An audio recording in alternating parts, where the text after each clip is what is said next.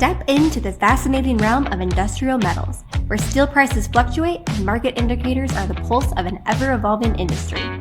Welcome to Cup of Joe, the metal podcast paying homage to our founder, Joseph T. Ryerson. Settle in, savor a cup of Joe, and let the conversation begin. Hey everyone, this is another special edition of Cup of Joe. We really should start calling these something, right? Cup of Joe After Hours or Second Cup or something like that. We'll come up with a name for it. But Mike Carrazzo, joined as always, Nick Webb. Nick, how are you? I'm doing very well, Mike. How are you? Doing well. And you'll see a Good. third face here on the screen, Jeff Notice. He's our director of supply chain, and he's been on. God, I think you've been on a Cup of Joe before. I think this will be my third. This will be Third. Okay. third one. Yeah. Yep. All right. I think congratulations are in order for not just that, but also a little birdie told me that there may have been some added responsibilities in your life as of late. Just one little bird told you that, or was it multiple little birds? What are the Yes, responsibilities? I have taken on corporate responsibilities for aluminum. Not only at Ryerson, CS&W, but even some of our sister companies working closely with one of our more recent acquisitions, Howard Precision as well. Wow. Okay. Well, congratulations. And I'd be remiss not to say I'm taking over for David Beard, who's retiring after 43 years. So I've got some big shoes to fill, but I'm excited. Well, we're talking to you at the right time. I think you're the man in demand. So maybe it's the right time to be talking to you. Yeah, it feels that way. Well, I mean, we've been talking a lot of aluminum lately. Certainly, there's a lot going on. A recent episode, we spoke with Jim Reed, who's another one of our supply chain directors, about some of the macro trends going on.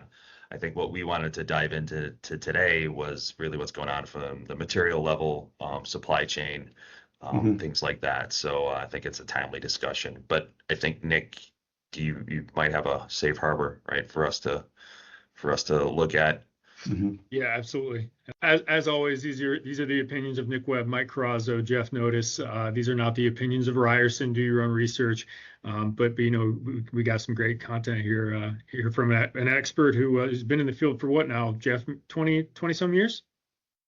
Yeah, I don't like to declare how many years, but 27 years. Yeah. I'm getting old, Nick. I'm getting old. It's like a badge of honor, though, I think, in this industry. It's not like, I've been doing this for so long. I mean, I think there's some knowledge that goes with that, right? I mean, there's some pride. Absolutely. But probably more knowledge than you even want to hear about. And fine wine. Well, maybe we could start there. You kind of gave a little brief intro about the role you have at Ryerson, but just to kind of for our listeners, what does the daily task, or what is the role Jeff Notice plays for Ryerson? Yeah. So my area of responsibility as supply chain director is I have responsibility for what we call the North region, which would really geographically be the Midwest, covering all 13 product groups that we carry: aluminum, stainless, carbon long, carbon flat rolled products, not only for the North region, but Central Steel and Wire.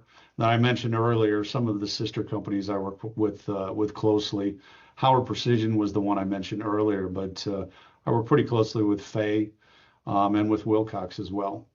And then in addition to that, again, the aluminum corporate responsibilities, I get more into the kind of doing a deep dive, working closely with our aluminum partners, both domestic partners and some import providers as well. So for those listeners that may not be aware, that the companies you just listed off, they're what we technically call our Ryerson family of companies, or companies that have been acquired in some capacity over the past few years, but we bring in their it was basically an offering, capabilities and services as an extension of Ryerson. So those kind of wondering who maybe Fay or Wilcox are, that's all part of the Ryerson family right now. That's correct. So, Jeff, I'm curious, just from a high level, we can kick it off right here on the demand side of things. I guess, how are you seeing the market very high level at the moment? How are things feeling? Are there particular bright spots, weak spots? How are things looking out there? Yeah, if you look at, and we'll separate it out into, we'll call it into three different segments. But probably the one that will be of most interest is going to be common alloy type of products, your 3003 or 5052 type of products. That market, for the first half of 2024 has been relatively soft. I would almost call it quiet. It's down slightly from what we were seeing in 2023. Some of the big markets that really pushed us through those COVID years, a lot of the consumer durables, that recreational vehicles, pleasure boats, those type of items that were in pretty high demand during that time frame. We're kind of now experiencing the other side of that, where some of those products are starting to build up in inventory out in the marketplace. Less demand. I think you're finding a lot of those items also being resold into the market. So common alloy, although it's holding up to some degree, some of those market segments, building construction, has been relatively slow for obvious reasons. You have things like the current interest rate situation that we're in. But I would say common alloy is holding up better than some of the other products. Soft alloy extrusions right now is seeming to take a bigger impact as far as demand goes. Some of that's probably interest rate related. And then heat treat plate. That's actually one of the more positive categories that we're seeing right now. Interesting. I don't think semiconductor has come back yet, but 6X plate is a big play for the semiconductor market. Okay. I think that's still kind of in a stage of rebounding.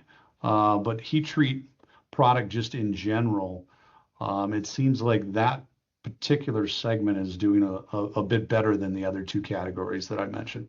Interesting. Yeah, you mentioned the consumer durable goods, recreational type products, things like RVs, boats, things like that. It's interesting. I just saw in the last few days there's a company called Pool Corp, and as the name suggests, they install swimming pools at houses. And similar trend there. I think we're seeing a lot of what may have been very trendy of getting that boat, getting that RV, and driving across the country, installing that pool, and staying at home during the COVID days. Those things were just kind of unwinding and cooling off in a pretty big way, it seems. Absolutely, we're seeing that. Well, Nick's got his RV, his boat, and his pool, so I think the market has softened a little bit. You have all three. Yeah. Are you selling right now, or are you not selling? Oh, I'm a buyer right now. I'm a buyer. You're Can't a have buyer. enough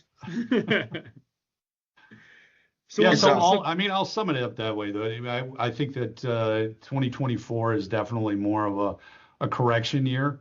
I will say, just based on recent conversations with a variety of, be it suppliers, be it customers, I think there's some optimism as we go into 2025, and certainly as we go even further out into 2026, as we see some of these market segments start to rebound. You take some markets that are probably more direct, like can sheet and automotive. Both of those markets, along with industrial, kind of make up the whole encompassing of the aluminum, in particular on the flat rolled side. And you've not seen automotive really in a strong demand position either for 2024. And can sheet has been relatively soft as well. So really across the board, aluminum in some cases, some categories, like I mentioned with common alloy, doing okay. In some other areas, not so much. I'm going to ask kind of a elementary question here. Sorry, just to kind of maybe level set for some folks Yeah. that maybe aren't familiar. What's the difference between common or soft alloy and aluminum? So when we're referencing that, we're talking soft alloys extrusions. So Okay. common alloy is going to be your flat rolled product. That's going to be the product that's, a lot of times it's going to be purchased as coil product. Okay. And then we'll sheet out that product for whatever customer's blank need will be. And then the soft alloy side is it's going through a press. So you're taking a billet and you're producing a shape, a bar, could be an angle, a variety of different items that you can make out of a soft alloy extrusion press. And do those two markets generally move in different directions, or? There is some products where you're using flat rolled and you're using extrusions at the same time. But certainly, when I look at it, I would say that they are two separate and they go into two separate market segments. I mean, they cross over in some, but not necessarily would I say that's a 1-for-1 between the two. Okay. Yeah. So Jeff, looking at demand in a slightly different way, are there any I guess, are you seeing any bright spots with regards to, are you seeing any demand pickup yet from, the Infrastructure Bill, Inflation Reduction Act, and or anything related to like renewable energy, sustainable energy, things like solar panels, things like that? Are those bright spots at the moment? Yeah, I think there is some activity out there on the solar panel side. Now that gets an interesting, some of the articles that I've read recently is, you might have some influx of imported product coming in from China in particular. Yeah. Now with some of the anti-dumping, countervailing, some of the tariff things that are going on, some of that will probably be impacted. But so you certainly see a lot of the of noise around solar panel and some of the energy scenarios that are out there. Sure. And then on the Inflation Reduction Act or infrastructure side, are you seeing much of a pickup? I have not seen a lot of that yet, but I think there's eternal optimism that there's going to be some uptick in that market segment for us. And for those who might have missed or are wondering what Jeff is meaning by the countervailing anti-dumping, there's a lot going on, right, with Russian aluminum being banned from LME, tariffs on imports from Mexico, and I'm missing 301 right now. Yeah, 301 tariff. The 301 232 has been out there for a period of time, but there's certainly a lot of noise going on between duties, tariffs, impacting the ability to get an imported product. In particular, I think I'm seeing more of it on the common alloy side, and certainly we're starting to see some of this even on the extrusion side with some particular countries that are out there. But it's definitely causing an impact on where some of the traditional imported product was coming in from. That isn't going to be the case future state. And Jim mentioned something, and when we spoke with him, he was saying, I don't know if you're at liberty to talk about this either, but he's seeing more buyers in Mexico want to purchase domestically or from the United States. Is that a trend you're seeing? I think that's a fluid situation right now. I think at that time we were under the impression that tariff was going to impact aluminum, and there's been some noise around that. And obviously we're working through some of the IMEX Rule 8 type of information that's out there. But right now, I believe some of those duties, tariffs are not going to be applied to aluminum in Mexico. So they're exempt for now, but that just could be just a timing thing before they do implement it. Okay. So Jeff, as you're meeting with the domestic, I guess domestic and foreign, when you're meeting with the supply side of the equation, what's the tone from them? I mean, are they viewing things over the balance of this year and next year? Are they strongly? Are they thinking it's going to be continued mixed story, or how are they seeing things? Yeah, I think what I mentioned earlier. I think that consensus is I hear it really from both sides. I think that the common alloy side of it, we're kind of in a position where things are relatively quiet. And they feel that even at the mill level domestically and from an import standpoint. On the soft alloy extrusions, probably feeling that impact even further. We've gone a little bit more. And then I think on the heat treat plate side and heat treat sheet side of the equation, you're seeing some optimism.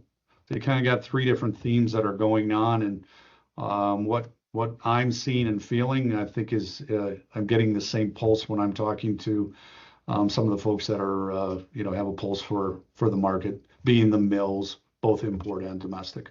And would you say that those dynamics are reflected within things like lead times and conversions?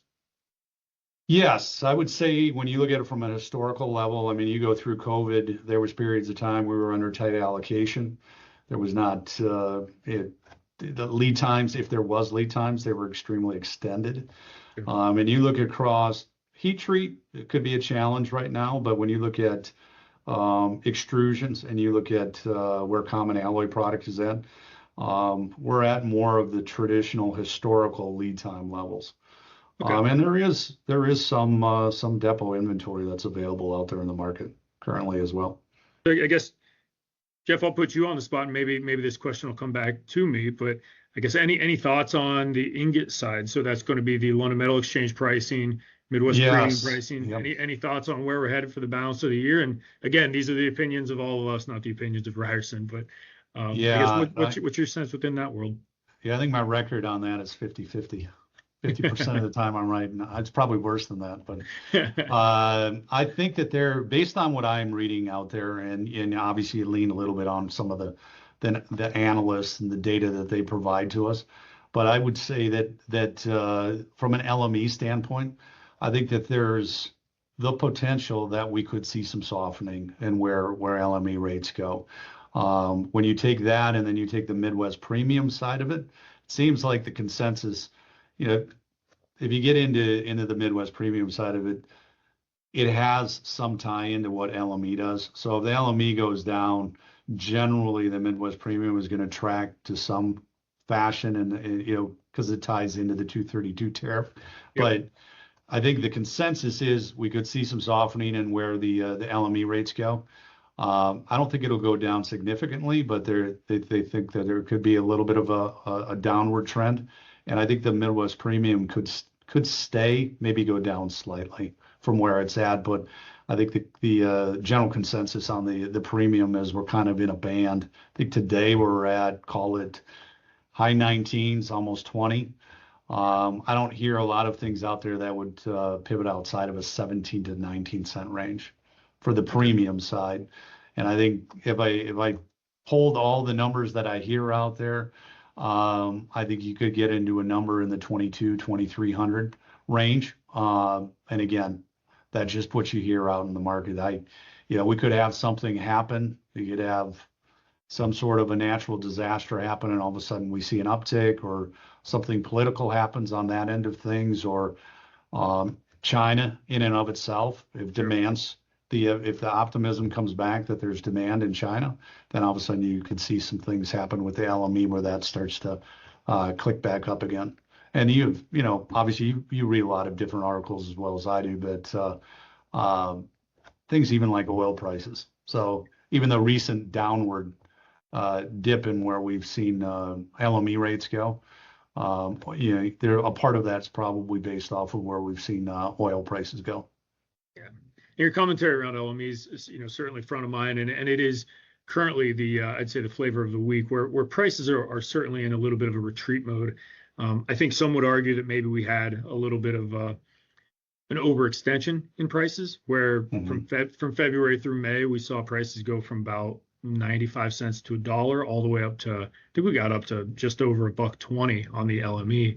Feels like we're kind of reverting back to somewhere in the middle ground of that. And you mentioned some numbers in the metric ton area. Just doing a quick conversion, that probably lands you on a per pound basis somewhere around $1.05, $1.10. So maybe a little further softness, but nothing too crazy, sounds like. Right. I mean, to touch on that, I mean, it's been an interesting year just when you look at the overall Midwest ingot value. I looked at the numbers, and we had let's talk 30-day index. The 30-day average, we had 1 month this year, I think in February, that was around $1.17. And then this past month, we were at $1.36. So you've had really a rocky ingot value for the course of calendar year 24. So, from my perspective, it would be nice if we could get back into something that's a little bit more stabilized. That inconsistency can create some trickiness when you're going out into the market. Yeah. But you're absolutely spot on. It's been kind of a rocky road so far this year. So when you try to predict it, and I throw out some numbers, that's the danger in it. You think it's going in one direction, and you could have it flip and go in the other direction pretty quickly, which is really weird when you look at it. 27 years doing this, but you go back historical, having a year where ingot values would even shift 2 to 3 cents over the course of the year, and now you can have 5 cent fluctuations just in one day. So it's definitely a different market than what it was years ago. Brave new world in aluminum ingot. Yeah, And yeah, there we why go. is that? I mean, that seems like a wild fluctuation, right? You said things can move 2 to 3 cents in a longer period of time, where now it's moving so significantly in a day or two. Why is that the case? Yeah, I just think there's more factors that come into play. And I do think at times just political noise that comes in can trigger some fluctuations as well, amongst other factors. But Yeah. it certainly feels like, if I go back 15, 20 years, if I can remember anything from 15 to 20 years ago, but if I can, it just didn't seem like there was that many variables that influence where that pricing would fluctuate. Nowadays, even the financing side, I think, comes into play. The warehousing, what's in the warehouses, what's the feel from the market. Do we have a lot in surplus? Is there not? What is in the LME warehouses? Is the LME warehouses a particular country of origin? If that is, then that gets people concerned, and you might see a spike up. But I just think it comes down to that there's a significant amount of variables that influence it on a day in, day out basis. You could probably say that about a lot of different asset prices, where just access to information flow is just so much more at your fingertips now than where you have to open up a newspaper, open up an aluminum digest, if that exists. The information is just second by second by second, and it tends to cause some knee-jerk reactions in both directions. And I think we arguably are seeing that in a lot of different commodities and asset classes too. Yeah, I think that can be for anything, right? Information bloat, right? I mean, you can just bury yourself under the details of anything you want, right? And overthink. So I wonder if, yeah, like you guys are saying, maybe that's a little bit going on there. You mentioned political environments. I mean, is there anything going on like uncertainty maybe with upcoming elections? Does that impact the aluminum landscape at all? Is that typically a factor, or not so much? Yeah, I guess I'm going to say time will tell on that. Yeah. I mean, I think every time we have kind of obviously election year coming up, but that we'll just have to see as we get closer to that time frame. It wouldn't shock me if it does, because anything that does happen on the political front seems to have some influence on again, as Nick mentioned, not only on aluminum prices, but just commodities in general. So anything that's going to have a theme of instability to it, it's going to create some noise around. Certainly, it creates noise around LME. It's a great political answer to ask Nick. I've been trying to back him into that corner the past few Yeah, episodes. Should I dance? I think I'll expand slightly on it, maybe be a little more specific. And I don't think I'm stepping on any political landmines by saying this, but for the last couple presidential candidates, and as we sit here right now, the two primary frontrunners, that being Joe Biden and Donald Trump. Interestingly enough, I would say with regards to things like protectionism and tariffs, you can go all the way back to President Obama, through Trump, through Biden. They actually, interestingly, seem to be on a similar page, where protectionism has not gone away. If anything, it's ramped up and probably continues to ramp up. So I would say that theme is one that's shared across the two of them. And then secondarily, I would say the theme of spending money, printing money seems to be somewhat consistent across both candidates as well, which that one I would say has more of a slight inflationary slant to it, which could cause prices to move higher. But we'll as Jeff said, we'll have to see on what the details are. But those are two areas where they actually share some consistencies, interestingly enough. And I can definitely support. I give you a pulse from the people that I'm talking to on a regular basis. That definitely is the consensus that you talk countervailing these duties that are out there, and are they here to stay? And I think most people believe that they're here to stay in some capacity. I mean, from a domestic standpoint, I think that they want to be able to say, hey, we're competitive in the current market. And at sometimes in the recent past, you could say import that there was a favorable from a costing standpoint, where I think it's going to stick around. I definitely think that the group consensus is it's here to stay.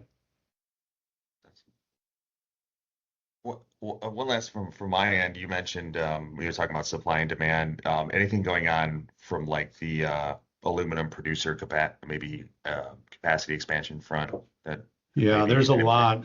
So there's a lot of cold mill, there's a lot of hot mill capacity that's coming on board. The two that get the most noise, the most press is going to be the Aluminum Dynamics greenfield facility, and then the Novelis Bay Minette facility that they're building as well.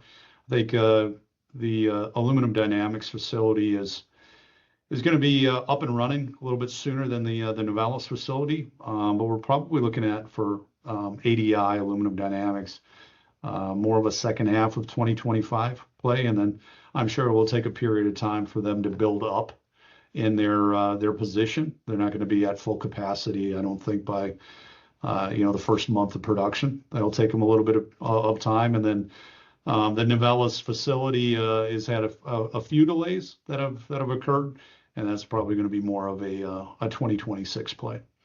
And they're going to be, again, I mentioned it earlier, but it'll be a combination of industrial products, canned sheet products, and automotive products as well. But not only ADI and Novelis are adding capacity, but Arconic, JW Aluminum, several others that are adding capacity.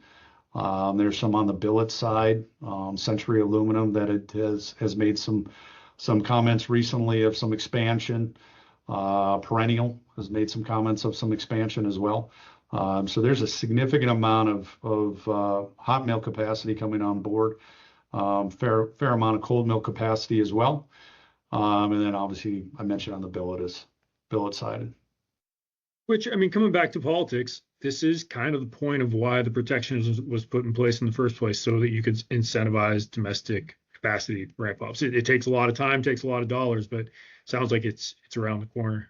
Right. And it comes under the umbrella of, you touched on it earlier, but energy efficiencies in these new facilities, green initiatives, sustainability. A lot of secondary production is going to be coming on board versus primary. A lot of energy savings is in play when you're utilizing secondary product versus primary ingot that's out there. And it'll be interesting how that shakes out as well, because when you look at it from a secondary standpoint, my mind always goes to, the scrap side.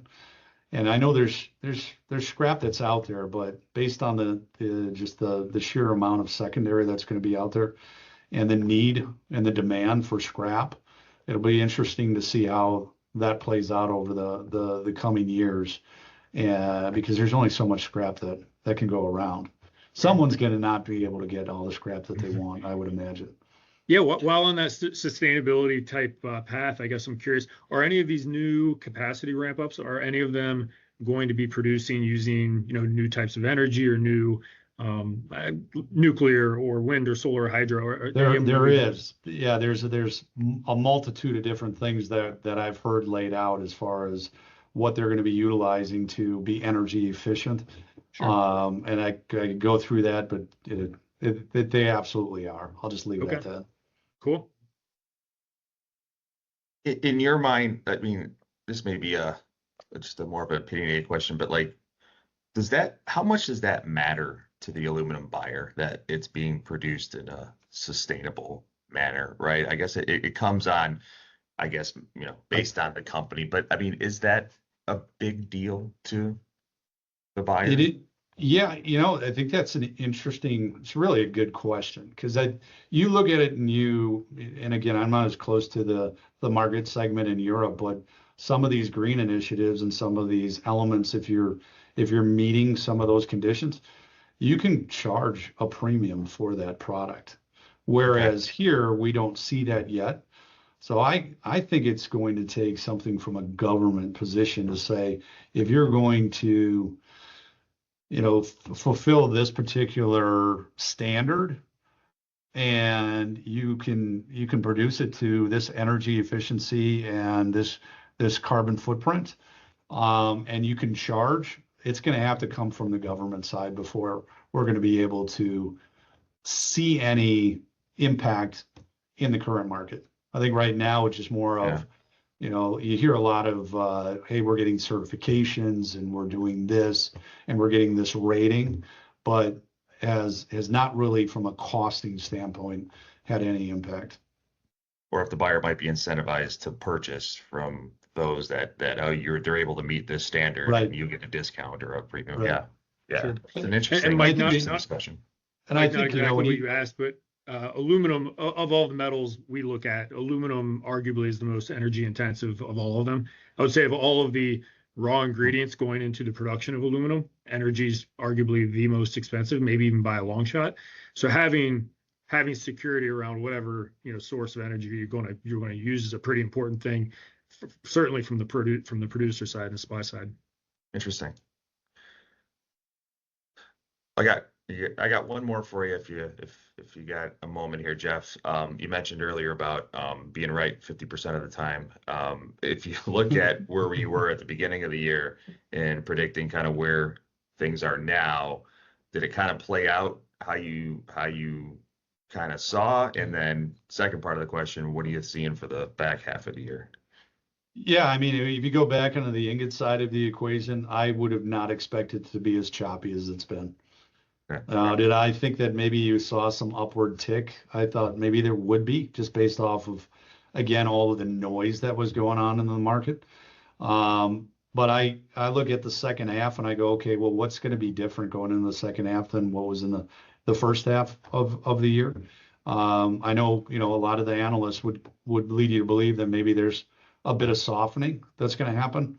But again, why won't it be inconsistent like it was in the first half of the year? There's probably going to be some things. You mentioned it earlier, the political side of it, but that will probably have, in some form or fashion, it could play into it. And then you don't know these other factors, the oil prices. If you've got any like a war going on, anything that's to that extent. Could it impact it one way or the other direction?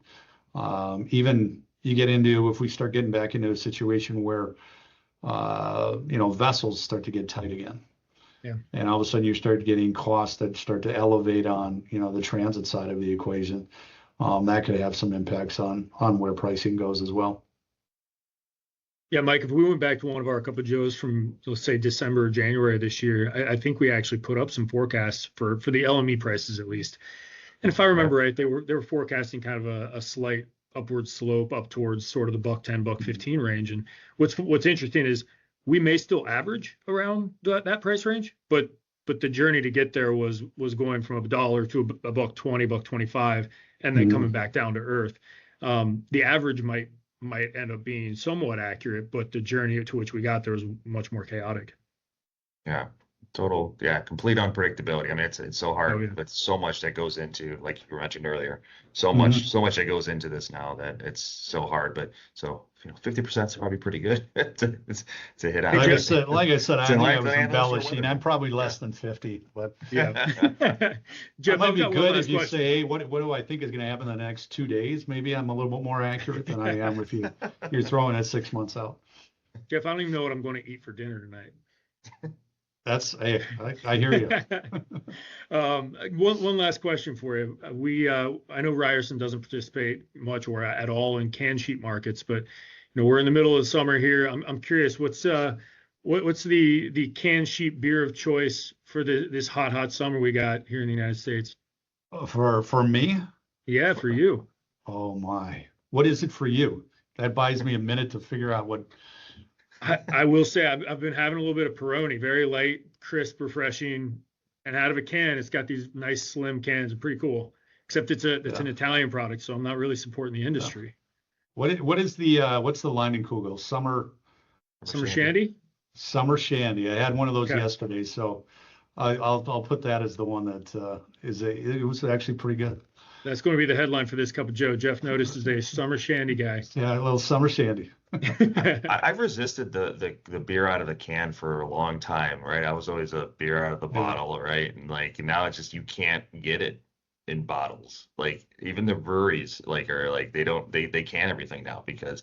And I was like, I thought there's a well, back when there was a shortage, but like, yeah, you can't do it. So I've had to come over to the can, but I'll pour it out into a glass because I don't like the taste. Support the industry, A Mike. can. Most importantly is it just has to be cold. If it's cold, then I'm not too picky. There you go. Love it. I like how in the past few we've touched on bourbon, wine, beer. I mean, this is a nice. Maybe should be coming. That's a good hours. thing. That's a Tis good the thing. season. Yeah, I like it. Yeah. Always awesome the to way, pick your brain, Jeff. I got a lot of flack for the egg white in the drink that I suggested recently. People are pretty upset with me. Yeah. Really? Mhm. From who? Oh, all From, sorts like- of people. I'm not going to name names here. Yeah, right. Yeah, I mean, from Ryerson or from Oh yeah, and customers. people didn't like it. They tried it and didn't like it. I don't know if they tried it. They just were appalled. Well, if they haven't tried it, they can't knock it, right? That's right. Yeah. They can. Yeah. I think we should all try it before the next episode. I'll give you my take on it. All right, well, Jeff, that's always great to pick your brain on these matters. So thanks for joining us. Any key takeaways for listeners? What should they be looking at with the market here in the remainder of the year? Yeah, I mean, on my end, I'm the eternal optimist. So I mean, I think I like to think that we're, based on some of the information we're hearing back from the market. Maybe the first part of 2024 hasn't been overly robust, but I think that there's some optimism that some of these market segments are going to be rebounding. Might take a little bit of time, but as we start to peel into 2025, I'm optimistic that we're going to see some uptick in across the board between the common alloy side, soft alloy extrusion side, and certainly, on the heat treat side that already seems to be showing a little bit of strength already. Nick, how about you from your side? Not much. I'm just going to say I'm glad to be countered by an eternal optimist to offset my risk management negativity. That's right, Dr. Doom. And Jeff, thanks for joining us, and congratulations and good luck in the expanded role. Absolutely. Yeah. Thank you. I appreciate it. You guys take care. Thanks, everyone. Thanks, Kenny.